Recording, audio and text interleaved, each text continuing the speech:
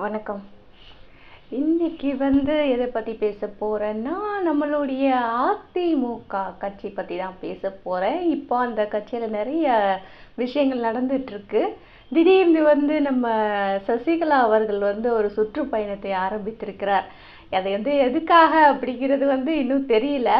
ஆனால் வந்து அவருடைய சுற்றுப்பயணத்தில் வந்து என்ன சொல்கிறாருன்னா, டிஎம்கே என்ன பண்ணுறாங்க, இப்போ வந்து ஆட்சிக்கு வந்து அவங்க என்னெல்லாம் பண்ணுறாங்க, இதெல்லாம் பண்ணக்கூடாது அதெல்லாம் பண்ணக்கூடாது அப்படின்னு சொல்லிட்டு டிஎம்கேக்கு எதிரான ஒரு பிரச்சாரத்தை தான் மேற்கொண்டிருக்கிறாங்க.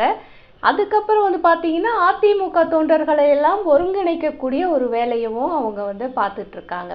இது வந்து ஒரு பக்கம் இருந்தால் கூட இவங்களுக்கும் கட்சிக்கும் தான் சம்மந்தமே இல்லைன்னு ஆயிடுச்சு. அதுக்கப்புறம் ஏன் இவங்க இந்த வேலையெல்லாம் பார்க்குறாங்க அப்படின்னு தான் ஒரு பெரிய கொஸ்டின் மார்க் நம்மளுக்கு வருது இல்லையா?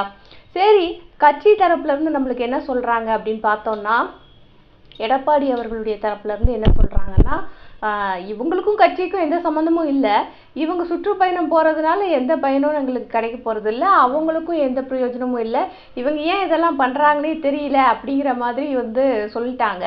அதையும் தாண்டி வந்து என்ன சொல்கிறாங்க அப்படின்னா, ஒருவேளை அதிமுகவில் இவங்க சேரணும் அப்படின்னு நினச்சாங்கன்னா இவங்க வேணால் வந்து ஒரு அப்ளிகேஷன் போட சொல்லுங்கள், நாங்கள் வந்து பரிசீலனை பண்ணுறோம் அப்படிங்கிற மாதிரி வந்து எடப்பாடி அவர்கள் தரப்புல இருந்து ஒரு அறிக்கை வந்து வந்திருக்கு நம்மளுக்கு. இதில் வந்து கம்பேர் பண்ணி பார்க்கும் பொழுது அவங்க வந்து அப்ளிகேஷன் போட்டு அதிமுகவில் இணைவார்களா? அதுக்கு வந்து வாய்ப்பே இல்லை. ரெண்டாவது விஷயம் பார்த்தா, அவங்க அதிமுகவில் வந்து ஒரு தொண்டர் அளவில் கூட அவங்க வந்து மெம்பர்ஷிப்பில் இல்லை. அப்படி இருக்கும் பொழுது எப்படி அதிமுகவுக்கு அவங்க வந்து தலைமைக்கு வருவாங்க அப்படிங்கிறது நம்மளுக்கு தெரியல. ஏன்னா வந்து அஃபிஷியலாக வந்து பார்த்தோம் அப்படின்னு சொன்னால் அதிமுக டோட்டலாகவே எடப்பாடி அவர்களுடைய கையில் தான் இருக்குது. ஓபிஎஸ்க்கும் இங்கே மதிப்பு கிடையாது, சசிகலாக்கும் மதிப்பு கிடையாது, டிடிவி தினகரன் அவர்களுக்கும் வந்து இங்கே மதிப்பு கிடையாது. அதிமுக அப்படிங்கிறது முழுக்க முழுக்க எடப்பாடி பழனிசாமி அவர்கள் கையில் தான் இப்போத்துக்கு இருக்குது. அப்போ வந்து அவர் வந்து என்ன சொல்கிறாரு அப்படின்னா, அவங்களாம் வந்து கட்சியில் சேரதா இருந்தால் வந்து ஒரு அப்ளிகேஷன் போட சொல்லுங்கள், நாங்கள் யோசித்து சொல்லுவோம் அப்படின்னு தான் பதில் சொல்கிறாங்க. அதுவும் கூட வேணா வந்து கட்சியில் சேர்ந்துக்க சொல்லுங்கள் அந்த மாதிரிலாம் யாருமே சொல்லலை. நாங்கள் யோசித்து பதில் சொல்கிறோம், சேர்த்துக்கிறதா இல்லையா அப்படின்னு சொல்லிட்டு வந்து சொல்கிறாங்க. இவங்க தரப்புல இருந்துலாம் அந்த மாதிரி அப்ளிகேஷன் கொடுப்பாங்களா அப்படின்னு கேட்டால் அது கொடுக்கறதுக்கு வாய்ப்பு இல்லை அப்படின்னு தான் சொல்லணும். இன்னும் சொல்லப்போனால் வந்துட்டு ஓபிஎஸ் அவர்களை வந்து ரொம்ப அதிமுக தரப்புலேருந்து விமர்சனம் பண்ணிகிட்டு இருக்காங்க. பலாப்பழ பன்னீர்செல்வம் அப்படின்னு சொல்லிட்டு விமர்சனம் பண்ணுறாங்க. ஏன்னா வந்து அவர் வந்து பிஜேபி கூட போய் சேர்ந்துட்டாரு, பிஜேபிக்கு வந்து என்ன சொல்கிறது, முழுக்க முழுக்க பிஜேபிக்காரராகவே மாறிட்டாரு, இவரை வந்து நம்பி இனிமேல் கட்சியிலலாம் நாங்கள் சேர்க்க முடியாது அப்படி இப்படிலாம் நிறைய பேசுகிறாங்க. கொஞ்ச நாளைக்கு முன்னாடி வரைக்கும் நீங்களும் அப்படி தானே இருந்தீங்க. பிரதமருக்கு பக்கத்துலேயே வந்து உங்களுக்கு வந்து சீட்டு கொடுத்தப்போ அப்போ வந்து பெருமையாக பேசுனீங்க இல்லையா? அப்போ பிரதமர் வந்து எந்த கட்சியில் இருந்தார்? பிஜேபியில் தானே இருந்தார். அப்போ நீங்களும் பிஜேபிக்கு தானே அவ்வளோ நாளாக வந்து இது பண்ணிட்டு இருந்தீங்க, சப்போர்ட் பண்ணிட்டு இருந்தீங்க. அப்படி இருந்துட்டு இப்போ வந்து ஓபிஎஸ் அவர்கள் வந்து பிஜேபி கூட போய் சேர்ந்துட்டார் அப்படின்னு சொல்லிட்டு பிஜேபிக்கு ஆதரவாக போய் சேர்ந்துட்டார், இவரை இனிமேல் கட்சியில் சேர்க்கக்கூடாதுன்னு சொல்கிறது எந்த வகையில் நியாயமாக இருக்கும்? நம்மளே அந்த கட்சி கூட சேர்ந்து கூட்டணியை அமைச்சு தேர்தலை சந்திச்சு அதெல்லாம் வந்து வந்திருக்கோம். ஏன்னா அந்த அம்மா இருந்த வரைக்கும் வந்துட்டு பிஜேபி பக்கம் போகலை, அதிமுக கொஞ்சம் கண்ட்ரோல் பண்ணி தான் வச்சுருந்தாங்க. அதுக்கப்புறமா வந்து இவங்க பிஜேபி கூட போய் சேர்ந்துட்டாங்க. அதுக்கப்புறமா நடந்த கதையெல்லாம் நம்மளுக்கு தெரியும். அதுக்கப்புறம் அண்ணாமலை அவர்கள் வந்து கொஞ்சம் அதிமுக தலைவர்களை வந்து கொஞ்சம் விமர்சனம் பண்ணி அதனால் வந்து அதிருப்தியாக வந்து எடப்பாடி அவர்கள் கூட்டணியிலேருந்து வெளியேறி இனிமேல் பிஜேபி பக்கம் வரவே மாட்டேன் போடா அப்படின்னு சொல்லி உங்களோட அக்கா அப்படின்னு சொல்லிட்டு போன மாதிரி அவர் வந்து தனியாக போயிட்டாரு. அதுல இருந்து வந்து பார்த்தீங்கன்னா அதிமுகவுக்கு ஒரே இறங்கு முகமாக தான் இருக்குது. எடப்பாடி அவர்கள் தலைமைக்கு வந்ததுல இருந்தே வந்து அங்கே வந்து ஒரு இறங்கு முகம் இருந்துட்டு தான் இருக்குது. அது மட்டும் கிடையாது, ஓபிஎஸ் அவர்களை வந்து வலுக்கட்டாயமாக கட்சியிலேருந்து தூக்கி வெளியில் எறிஞ்சதுக்கு அப்புறம் பார்த்தீங்கன்னா அதிமுகவின் தொண்டர்களுக்கு எந்த பக்கம் சேர்றது, எங்கே போய் நம்ம வந்து இது பண்ணுறது அப்படிங்கிற மாதிரியான ஒரு கைடன்ஸே அவங்களுக்கு இல்லை, அவங்களுக்கு அந்த ஐடியாவும் இல்லை. இபிஎஸ்சியே நம்ம வந்து தலைமையாக வச்சுக்கலாமா, இல்லை ஓபிஎஸ் பக்கம் போய் சேரலாமா, இந்த மாதிரி நிறைய குழப்பங்கள் வந்து தொண்டர்கள் இடையில இருக்குது. அப்போ வந்து சசிகலா என்ன செய்கிறாங்க, இந்த அதிமுக அப்படிங்கிற ஒரு கட்சி வந்து ரொம்ப அதல பாதாளத்துக்கு போயிட்டு இருக்கு, இதை வந்து நான் தூக்கி நிறுத்துவேன் அப்படின்னு சொல்லிட்டு அவங்க ஒரு சுற்றுப்பயணத்தை இப்போ ஆரம்பிச்சிருக்காங்க. இது வந்து எந்த அளவில் போய் முடியும் அப்படிங்கிறது நம்மளுக்கு தெரியாது.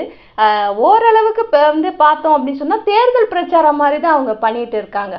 டிஎம்கேக்கு எதிராக பண்ணுறாங்க. அதே மாதிரி ஜெயலலிதா அவர்கள் என்னெல்லாம் நல்லது பண்ணாங்க, இதெல்லாம் வந்து மக்களுக்கு பண்ணியிருக்காங்க அப்படின்னு சொல்லிட்டு அதையெல்லாம் எடுத்து சொல்லி ஒரு தொண்டர்கள் வந்து ஒருங்கிணைக்கிற ஒரு வேலையை வந்து அவங்க பண்ணிட்டு இருக்காங்க. ஆனால் ஏன் பண்ணுறாங்க அப்படிங்கிறது தான் தெரியல. ஏன்னா வந்து அண்ணாமலை அவர்கள் வந்து இந்த எலெக்ஷனுக்கு முன்னாடியே சொல்லியிருந்தார், எலெக்ஷன் முடிஞ்சதுக்கு அப்புறமா அதிமுகவின் தலைமை மாறும் அப்படின்னு சொல்லியிருந்தாரு. ஆனால் அது என்ன விஷயம், எப்படி மாறும் அப்படிங்கிறது நம்மளுக்கு இன்னைய வரைக்கும் புரியவே இல்லை. ஏன் வந்து முழுக்க முழுக்க வந்து இபிஎஸ் அவர்கள் நான் விடவே மாட்டேன் அப்படிங்கிற மாதிரி பிடிச்சி வச்சிருக்காரு. ஓபிஎஸ்ஸாலையும் உள்ள நுழைய முடியல, சசிகலா அவங்களாலையும் உள்ள நுழைய முடியல. அப்படி இருக்கும் பொழுது எப்படி இவர்கள் அதிமுகவை தங்களுடைய வசப்படுத்தி கொள்ள போகிறார்கள் அப்படின்னு தெரியல. இதுக்கடையில் பார்த்தோம் அப்படின்னு சொன்னால் ஓபிஎஸ் அவர்களே சசிகலா அவர்களை வந்து நிறைய குறை சொல்லியிருக்காரு. ஜெயலலிதா அவர்கள் இறந்த காலகட்டத்தில் அம்மாவுடைய சாவுக்கு காரணமே இவங்க தான் அப்படிங்கிற அளவுக்கு வந்து அவங்களும் வந்து மாற்றி மாற்றி விமர்சனம் பண்ணியிருக்காங்க. அப்படி இருந்தாலும் கூட இவங்க 2 பேரும் பேசிக்குவாங்களா, இவங்க 2 பேரும் பேசி அதிமுகவில் போய் சேருவாங்களா, இல்லை வந்து இபிஎஸ் இவங்களை வந்து சரி வாங்க நம்மளுக்கு ஒரே இறங்கு முகமாக இருக்குது, தோல்வியாக இருக்குது, நம்மளாம் சேர்ந்து ஒன்றா இருந்தால் தான் வெற்றி பெற முடியும் அப்படின்னு சொல்லி இவங்க எல்லாத்தையும் வந்து கட்சியில் வந்து சேர்த்துப்பாரா அப்படிங்கிறதெல்லாம் பொறுத்தது தான் பார்க்கணும். ஏன்னா வந்துட்டு இவங்க தனித்தனியாக இருக்கிறத விட எல்லாரும் சேர்ந்து இருந்தா தொண்டர்களுக்கு இருக்கக்கூடிய அந்த குழப்பமான மனநிலை அப்படிங்கிறது வந்து மாறும்.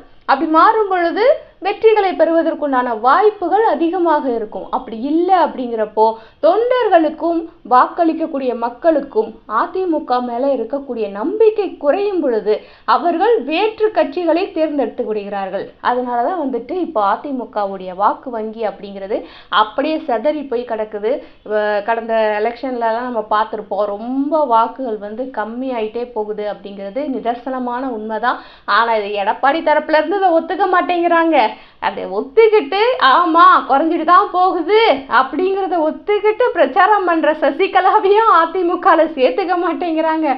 ஸோ இதில் வந்துட்டு எதிர்காலம் அப்படிங்கிறது எப்படி இருக்குது அப்படிங்கிறது மிகப்பெரிய ஒரு கொஸ்டின் மார்க்காக தான் இருக்குது. இந்த இபிஎஸ் ஓபிஎஸ் சசிகலா இவங்க 3 பேர் சேர்ந்து ஒற்றுமையாக இருந்து இந்த கட்சியை வழி நடத்தினா மட்டும்தான் தொண்டர்களுக்கு கட்சி மேலே நம்பிக்கை வரும், வாக்காளர்களுக்கு கட்சி மேலே நம்பிக்கை வரும். அப்போ தான் வந்து வாக்கு இன்க்ரீஸ் ஆகும். அப்படி இல்லை அப்படின்னா அப்படியே கொஞ்சம் கொஞ்சமாக சரிஞ்சிட்டு போய் கடைசியில் கட்சியே காணாமல் போகிறதுக்கு கூட வாய்ப்புகள் அதிகம் இருக்கிறது.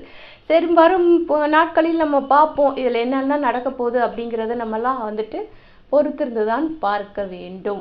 இதை பற்றி தான் இன்றைக்கி பேசணும்னு நினச்சேன், பேசிட்டேன். ஸோ இது பிடிச்சிருந்தா லைக் பண்ணுங்கள். இது சம்பந்தமாக ஏடிஎம்கேவின் தலைமை குறித்தோ இல்லை வந்துட்டு சசிகலா அவர்களின் சுற்றுப்பயணம் குறித்தோ ஏதாவது சொல்லணும்னு நினச்சிங்கன்னா கமெண்ட் செக்ஷனில் சொல்லிட்டு போங்க. நான் எப்பவுமே சொல்கிற மாதிரி நம்மளுடைய இந்த வெட்டி பேச்சு சேனலை மறக்காமல் சப்ஸ்கிரைப் பண்ணிடுங்க. ஓகேவா? அடுத்த வீடியோவில் சந்திக்கிறேன். அதுவரை பாய்.